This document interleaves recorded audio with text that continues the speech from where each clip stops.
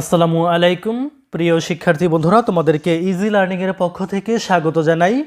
আজকের ভিডিওতে অষ্টম শ্রেণীর নতুন ইসলাম শিক্ষা বইয়ের ৮৬ পেজের সমাধান করে দিচ্ছি। এখানে তোমাদের পৃষ্ঠা নাম্বার ৮৬-তে বলছে দলগত কাজ। শিক্ষার্থীরা শিক্ষকের সাথে সূরা আল কাউসার তিলাওয়াত করবে, এরপর সূরাটির অর্থ খাতায় লিখে শিক্ষককে দেখাবে। তো এখানে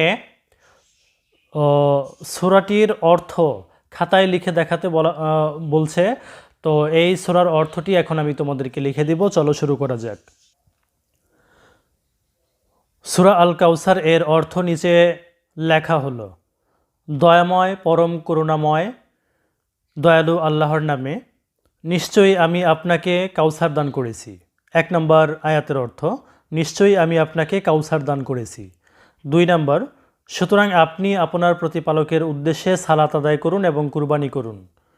৩ নম্বর, নিশ্চয়ই আপনার প্রতি বিদ্বেষ পোষণকারী তো লেজ কাটা নির্বংশ। তো প্রিয় শিক্ষার্থী বন্ধুরা, যদি ভিডিওটি ভালো লাগে শেয়ার করে দিও। ধন্যবাদ সবাইকে সাথে থাকার জন্য।